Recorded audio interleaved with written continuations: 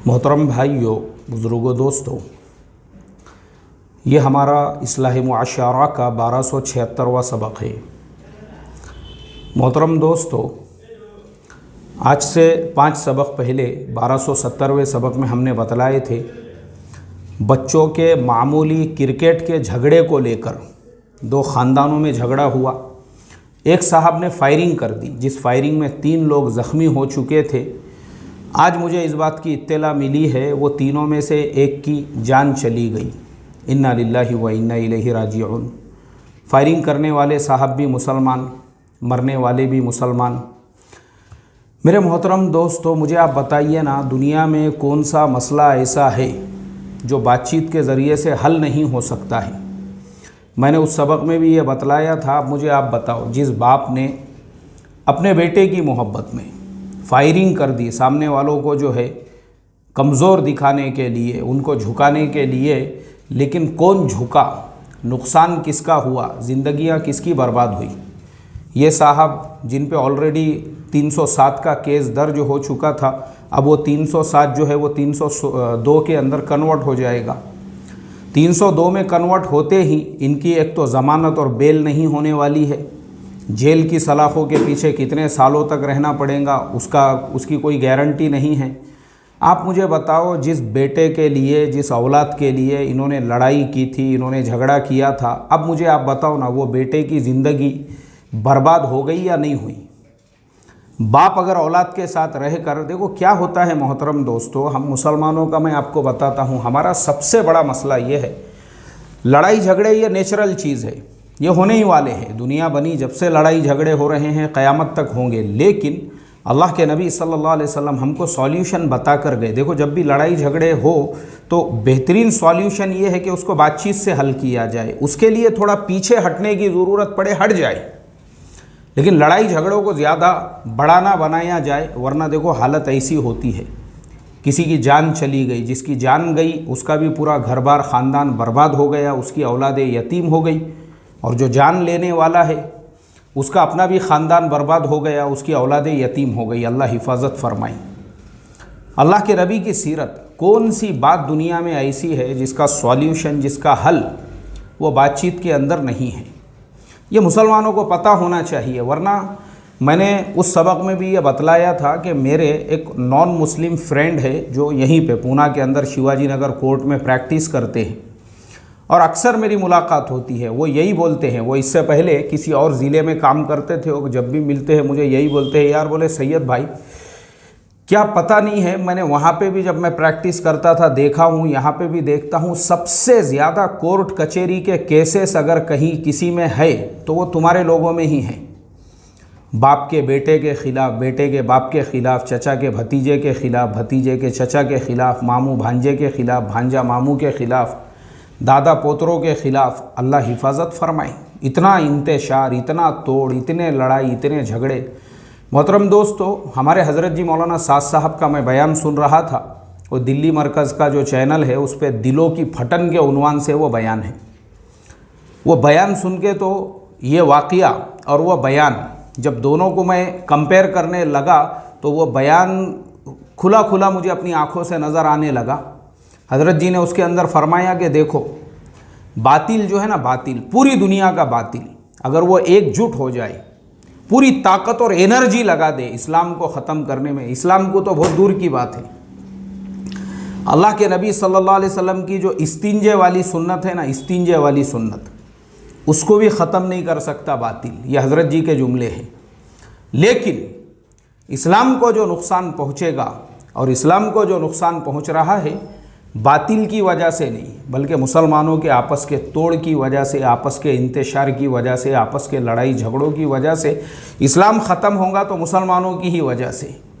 इस्लाम को नुकसान पहुँचेगा तो मुसलमानों की वजह से, बातिल की वजह से नहीं। बातिल में तो इतना भी दम नहीं है कि वो एक इस्तिंजे की सुन्नत को भी ख़त्म कर सके, तो इस्लाम तो बहुत दूर की बात है। लेकिन ये मुसलमानों के आपस के इख्तिलाफ़, ये मुसलमानों की आपस की लड़ाइयाँ, ये झगड़े, जो मसाइल बैठकर प्यार से, मोहब्बत से हल हो सकते हैं, उन मसाइल को, यानी छोटी छोटी मामूली बातों पर, और ये एक वाक़या नहीं है, पार्किंग को लेकर, पिछले महीने एक न्यूज़ पढ़ रहा था, पार्किंग को लेकर पार्किंग को लेकर कुछ नौजवान जो है एक साहब को रोकने लगे, पार्किंग मत करो। जो गाड़ी पार्क कर रहा है वो भी मुसलमान, जो रोकने वाले हैं बाप बेटे सब निकल गए उसको रोकने के लिए, हमारे बिल्डिंग के सामने पार्किंग मत करना। तुम्हारे बाप की जगह है क्या? जगह तो कॉरपोरेशन की है, मैं यहीं खड़े करूँगा। कैसे खड़े करता हम देखते हैं। मारा मारी हो गई, पता नहीं उस मसले में क्या हुआ, 3 लोगों की जान चली गई। मरने वाला भी मुसलमान, मारने वाले भी मुसलमान, और गाड़ी जो पार्क करने वाला था वो भी मुसलमान। अल्लाह हिफाजत फरमाए। मेरे मोहतरम बुजुर्गों, ये जो हज़रत जी की बात है ना, आज हम देख रहे हैं हमारे मुल्क में CA, NRC, ये सारी चीज़ें जो मुसलमानों पे लागू की जा रही है, ये किसकी वजह से है? अगर हमारी ज़िंदगियों में सुन्नतें होती थी, अल्लाह के नबी की वो सीरत होती थी, सुलह हुदैबिया का वाक़या, मैं समझता हूँ ये एक वाक़या अगर हर मुसलमान ने इसको अपनी ज़िंदगी में इख्तियार कर लिया और अपना लिया, ज़िंदगी में कभी भी वो नाकाम नहीं हो सकता। और मैंने इससे पहले मिसालें देकर बताया हूँ कि ये वाक़यात मुसलमानों ने तो नहीं लिए, जापान ने और दुनिया के दूसरे मुल्कों ने इसके ऊपर अमल करके वो तरक्की के 7वें आसमान पे पहुँचे हुए। और हम मुसलमानों को ख़ुद को ही सुलह हुदैबिया का वाक़या नहीं मालूम है कि मुशरिकीन मक्का वो जंग करना चाहते थे, लड़ना चाहते थे। यहाँ तक के सहाबा भी तैयार थे पूरी तरह से। उन्होंने कहा, ऐ अल्लाह के नबी, जब हम हक़ पर है तो हम क्यों डरेंगे, हम क्यों पीछे हटेंगे, लड़ना है हमको। अल्लाह के नबी सल्लल्लाहु अलैहि वसल्लम की ज़ौजा मोहतरमा, हमारी माँ, हमारी वालिदा, उन्होंने अल्लाह के नबी सल्लल्लाहु अलैहि वसल्लम से कहा, ऐ अल्लाह के नबी, लड़ाई शुरू हो जाएंगी तो आप जो है सबसे पहले अपना सर मुंडा लीजिए। अल्लाह के नबी सल्लल्लाहु अलैहि वसल्लम ने जो उम्रे के यानी उम्रे की नीयत से मदीना से चले थे मक्का की तरफ, तो जो उम्रे के उमूर थे अल्लाह के नबी ने वहीं पे उनको अदा करना शुरू किया। उसको देखकर सहाबा जो है वो भी फिर वो काम के अंदर लग गए। कोई हलक बना रहा है, कोई अपने जानवर की कुर्बानी दे रहा है, और वो जो सारा मुआमला था प्यार से, मोहब्बत से, हिकमत से अल्लाह के नबी सल्लल्लाहु अलैहि वसल्लम ने उसको शांत कर दिया, उसको एकदम खामोश कर दिया। मुशरिकीन भी जंग के ऊपर आमादा थे। उन्होंने हज़रत उस्मान गनी रज़ी अल्लाह ताला अन्हु को जो है मक्का के अंदर रोक के रख दिया था। उसके बावजूद अल्लाह के नबी ने मुशरिकीन के साथ में बात की, मसले को प्यार से, मोहब्बत से, बातचीत से हल किया। यहाँ तक कि दबकर जो है बहुत सारी शराइत ऐसी थी जिसमें आपको पीछे हटना पड़ा, आप हट गए। लेकिन मेरे मोहतरम दोस्तों, कुरान में अल्लाह ने आयतें नाजिल की, इन्ना फतहना लका फतहम मुबीना। ऐ मोहम्मद सल्लल्लाहु अलैहि वसल्लम, ये दबना तुम्हारा दबना नहीं है, ये तुम्हारा पीछे हटना नहीं है, फ़तह मुबीन है ये तुम्हारे लिए, कामयाबी तुम्हारे कदम चूमेंगी। और दुनिया ने देखा कि सिर्फ 2 साल के बाद मुशरिकीन ने अपनी तरफ से जो है मुआहदे की खिलाफ वर्जी की, और अल्लाह तबारक व तआला ने मुसलमानों के हाथों में बग़ैर लड़ाई के, बग़ैर झगड़े के, बग़ैर जंग के वो मक्कतुल मुकर्रमा जहाँ से अल्लाह के नबी सल्लल्लाहु अलैहि वसल्लम को निकाला गया था, वो अल्लाह के नबी सल्लल्लाहु अलैहि वसल्लम के झोली में डाल दिया। फ़तह मक्का का वाक़या। इसीलिए शायर ने कहा था कि कातिल बहुत जलील हुआ सर उतार कर, कातिल बहुत जलील हुआ सर उतार कर, और हमने दिलों को जीत लिया जंग हार कर।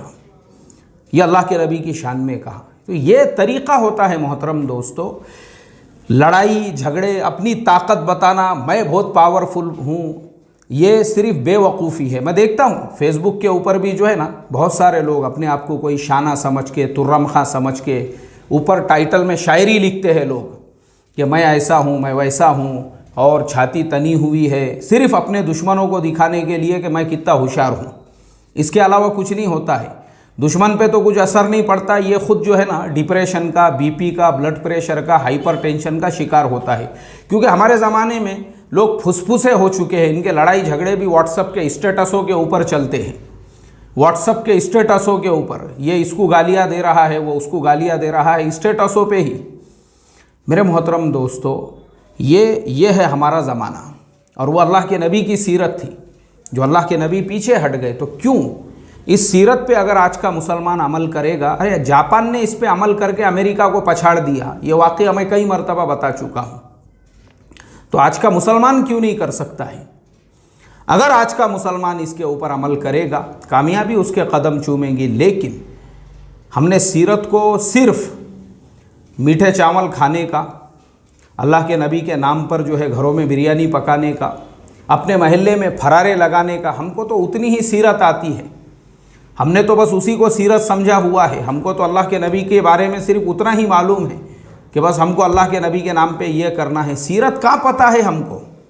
सीरत अगर पता होती थी तो हमारे हर मस्जिद में लड़ाई झगड़े नहीं होते थे, हमारे हर तहरीक में, हर जमात में लड़ाई झगड़े नहीं होते थे, हमारे मोहल्लों में लड़ाई झगड़े नहीं होते थे, हमारे दिलों में फटन नहीं होती थी, हमारे ये हालात नहीं होते थे जो आज हमारे हालात है कि बच्चों के मामूली क्रिकेट के ऊपर से रिवॉल्वर लेकर जो है जनाब मैदान में उतर गए, लोगों पे गोलियां चलाई और एक का आज जो है इंतकाल हो गया। मुझे आप बताओ ना, बर्दाश्त जो है मेरे मोहतरम दोस्तों, ये बहुत बड़ी नेमत है अल्लाह तबारक व तआला की, ये हमारे अंदर आना चाहिए।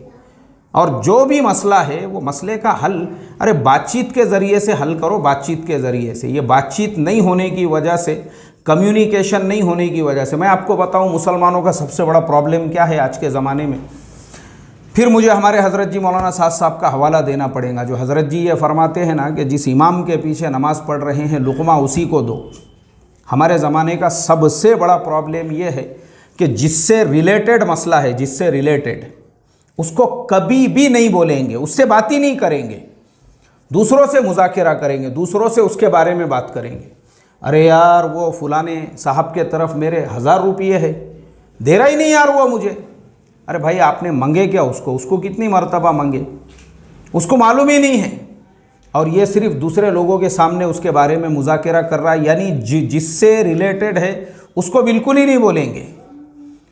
अल्लाह हिफाजत फरमाए मेरे मोहतरम दो। ये बदगुमानियाँ, दिलों में फटन, गीबतें, चुगलियाँ, बहतान, ये क्यों हैं? ये सब सिर्फ इसी वजह से है क्योंकि हमारे यहाँ पे कम्युनिकेशन गैप की वजह से। बातचीत के ज़रिए से मसले हल नहीं होंगे और जब मसला एकदम पूरी तरह से जो है वो ख़राब हो जाएगा, फिर उसके बाद मारने, लड़ने, झगड़ने, एक दूसरे के सामने जो है उतर जाएंगे और ज़िंदगियाँ इस तरीके से बर्बाद होंगी। अल्लाह ताला हम तमाम को अल्लाह के नबी की सीरत वाले ज़िंदगी पे अमल करने वाला बनाए। अस्सलामु अलैकुम व रहमतुल्लाहि व बरकातुहू।